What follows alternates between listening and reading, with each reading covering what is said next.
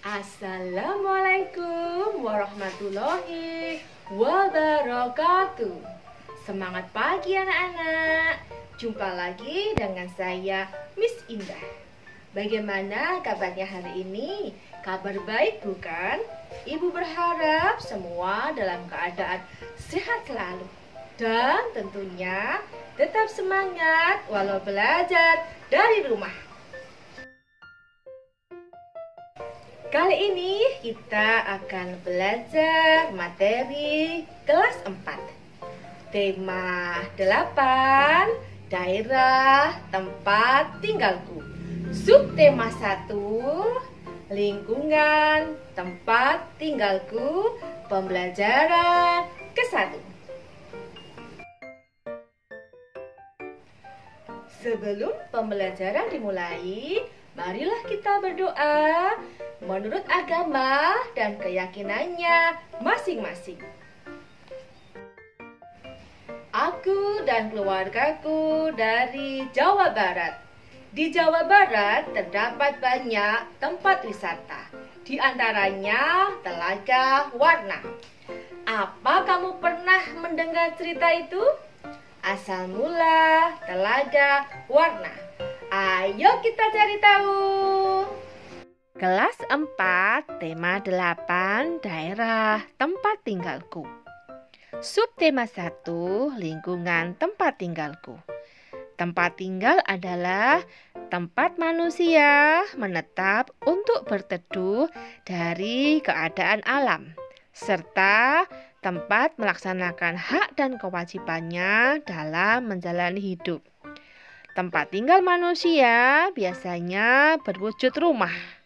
Tempat tinggal merupakan kebutuhan utama bagi manusia. Setiap manusia tentu menginginkan lingkungan tempat tinggal yang nyaman untuk kehidupannya. Udin dan keluarga sedang berlibur di daerah asalnya, yaitu Jawa Barat. Di lingkungan tempat tinggal Udin di Jawa Barat terdapat tempat wisata Telaga Warna. Telaga Warna terletak di kawasan Puncak Bogor. Saat Udin berwisata di Telaga Warna, ayah Udin menceritakan asal mula Telaga Warna. Cerita asal mula Telaga Warna merupakan cerita turun-temurun yang terkenal di daerah tersebut.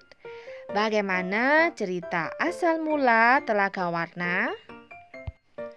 Asal mula Telaga Warna. Dahulu kala di Jawa Barat ada raja dan permaisuri yang belum dikaruniai anak. Padahal mereka sudah bertahun-tahun menunggu. Akhirnya raja memutuskan untuk bertapa di hutan. Di hutan, raja terus berdoa kepada Yang Maha Kuasa. Raja meminta agar segera dikaruniai anak. Doa raja pun terkabul.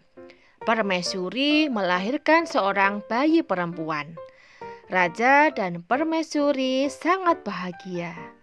Seluruh rakyat juga bersukacita menyambut kelahiran putri raja. Raja dan permaisuri sangat menyayangi putrinya. Mereka juga sangat memanjakannya. Segala keinginan putrinya dituruti. Tak terasa putri raja telah tumbuh menjadi gadis yang cantik. Hari itu dia berulang tahun ke-17. Raja mengadakan pesta besar-besaran. Semua rakyat diundang ke pesta. Raja dan permaisuri telah menyiapkan hadiah istimewa berupa kalung.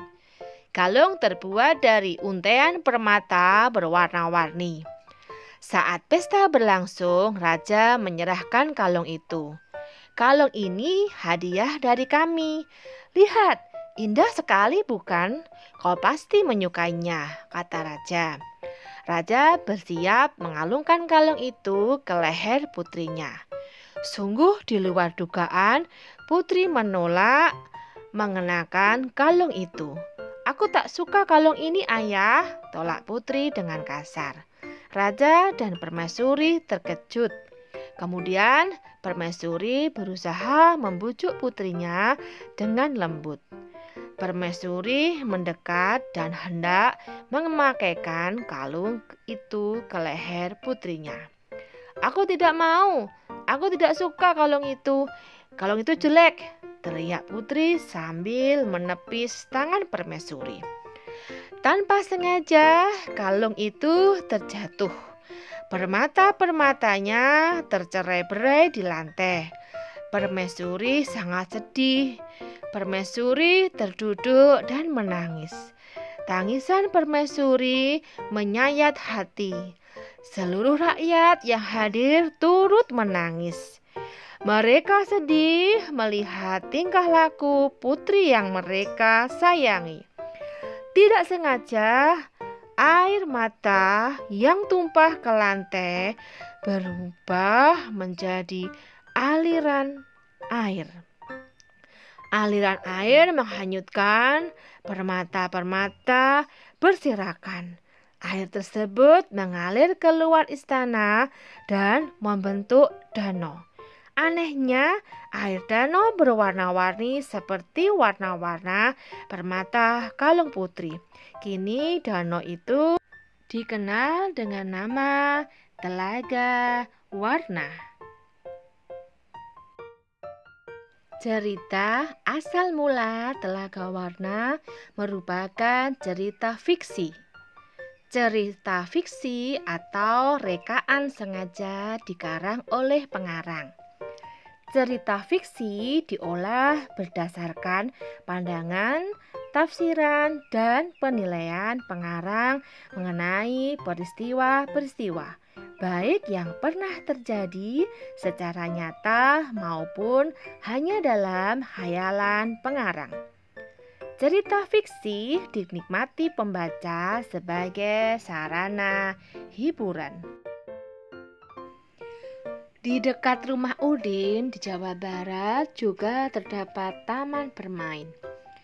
Udin dan saudara-saudara sepupunya bermain di sana. Dita ingin bermain ayunan. Udin membantu Dita menarik dan mendorong ayunan.